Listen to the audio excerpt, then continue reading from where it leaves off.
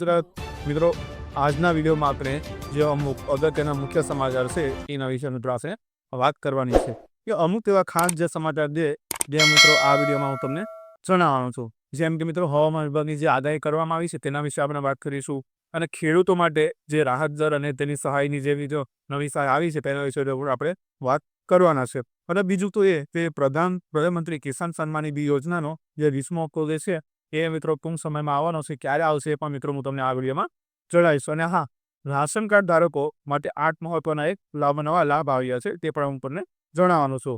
અને બીજું તો એક કે જે પશુપાલન અને ખેતી યોજનાઓ છે તેના વિશે પણ હું તમને વાત કરીશ.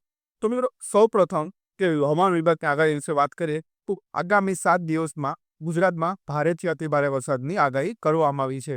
જેમ કે તેમાં અમુક જિલ્લાઓ આવે છે, જેમ કે તાપી છે, ડાંગ જિલ્લો છે, વલસાડ છે, નવસારીમાં મિત્રો હાલનો આ અમુક જિલ્લાઓમાં અતિભારે વરસાદની શક્યતાઓ ખૂબ જ દેખાઈ રહી છે.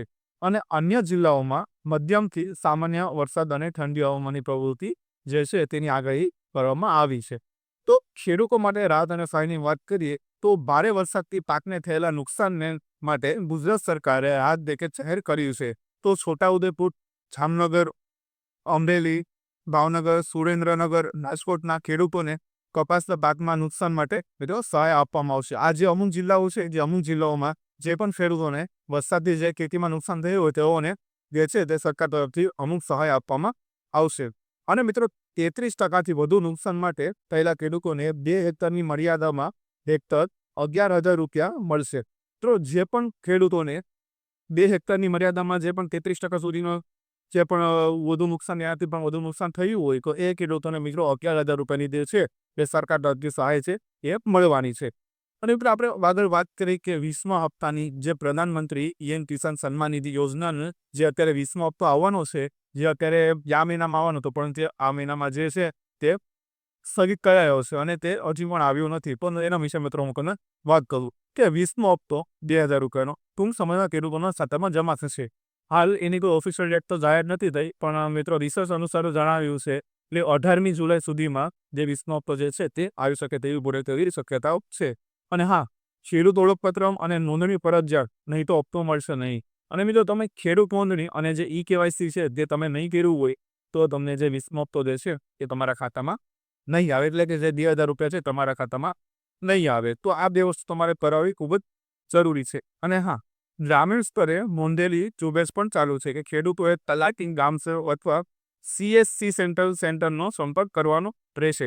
એના માટે મિત્રો જો તમે ઘરે બેઠીને ફોન પર પણ તમે ઈ-કેવાયસીની કે નોંધણી છે તે કરી શકો છો, અથવા તો ગ્રામીણ સ્તરે જે પણ જે લોકો આ બધું કામ કરતા હોય સરકારી કામો, તો તેઓ પણ મિત્રો તમે કરાવી શકો છો. અને તેઓ ગામ સેવક અથવા CSC સેન્ટરનો સંપર્ક પણ તમે કરી શકો છો. અને મિત્રો આગળ વાત કરું કે રાશન કાર્ડ ધારકો માટે જે 8 મહત્વના સમાચાર આવ્યા છે તેના વિશે હું તમને જણાવું કે 1 જુલાઈથી 2025થી રાશન કાર્ડ ધારકોને મફત અનાજ ઉપરાંત 8 નવા લાભ મળવાના છે. કે 1 જુલાઈથી સરકાર તરફથી જે રાશન કાર્ડ ધારકો જે છે કે જેઓ મફત અનાજની સુવિધા તે ભોગવે છે તેઓને મિત્રો મફત અનાજ તો મળશે, પણ સાથે સાથે બીજા જે અન્ય લાભ હશે તે પણ તમને થવાના છે. કે દર મહિને 1,000 રૂપિયા સીધા બેંકમાં ખાતામાં, અને તેના માટે તમારે ઈ-કેવાયસી જરૂરી છે. જો મિત્રો તમે મફત અનાજની સુવિધા લેતા હોય તો મિત્રો દર મહિને તમે તેની સાથે જે 1,000 રૂપિયાનો છે તે પણ તમને મળવાના છે. અને હા, એના માટે તમારે બેંક ખાતામાં માત્ર ઈ-કેવાયસી પણ તમારે કરાવવી ખૂબ જ જરૂરી છે. અને રાશનમાં ઘઉં, ચોખા ઉપરાંત કઠોળ, મીઠું, ખાંડ અને ખાદ્ય તેલના સાધનો પણ સમાવેશ કરવામાં આવશે. કે જેમને તમને અમુક વસ્તુઓ મળતી હતી રાશન કાર્ડ માટે ઉપરથી, તો તેમાં મિત્રો ઘઉં, ચોખા, કઠોળ અને મીઠું અને ખાંડ એટલે તેલ અને સાબુ આ વસ્તુનો પણ મિત્રો એમાં સમાવેશ કરવામાં આવ્યો છે. અને હા, ડિજિટલ રાશન કાર્ડ એટલે કે મોબાઈલ એપ અથવા વેબસાઇટથી ડાઉનલોડ ઈ-કેવાયસી ફરજિયાત છે. જો મિત્રો ડિજિટલી પણ આપણે જે રીતે ઓપ્શન આપણી પાસે રાશન કાર્ડ હોય છે તેવી રીતે મિત્રો ડિજિટલ પણ હોય છે. તો તેમાં મોબાઈલના એપથી અથવા વેબસાઇટ ઉપરથી તમારે ડાઉનલોડ કરીને તેનું ઈ-કેવાયસી ફરજિયાત કરાવી લેવું પડશે.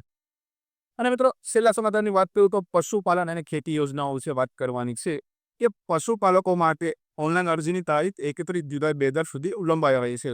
તો જે કોઈ પશુપાલકો હોય કે જે પશુ રાખતા હોય તેઓ મિત્રો ઓનલાઈન અરજીની તારીખ જે છે તેની 31 જુલાઈ 2025 સુધીની કરવામાં આવે છે. એટલે કે આ મહિનાની છેલ્લી તારીખ સુધીમાં તમારે તેની જે અરજી છે તેની તારીખ જે લંબાવાય છે ત્યાં સુધી તમારે કરાવવાની રહેશે. અને હા, પ્રધાનમંત્રી કૃષિ સિંચાઈ યોજના એટલે કે ટપક અને છંટકાવ સિંચાઈ માટેની 45 થી લઈને 55% સબસિડી પ્રગતિશીલ ખેડૂતો માટે સરકાર પટેલ કૃષિ સંશોધન પૂરક કરે ₹1 રોકડ ઇનામ. હવે મિત્રો તબક્કાની છંટકાવ સિંચાઈ માટે 45 થી લઈને 55% સબસિડી પ્રગતિશીલ ખેડૂતો માટે સરદાર પટેલ કૃષિ સંશોધન પૂરક માટે ₹1 કરોડનું ઇનામ ધોરણ જાહેર કરવામાં આવ્યું છે.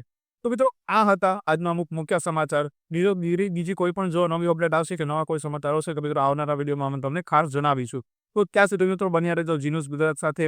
વિડીયોને લાઇક કરજો મિત્રો, શેર કરજો અને ચેનલને સબસ્ક્રાઇબ થઈ લેજો. તો મળીએ મિત્રો આવનારા નવા વિડીયોમાં. ત્યાં સુધી ખૂબ ખૂબ ધન્યવાદ મિત્રો.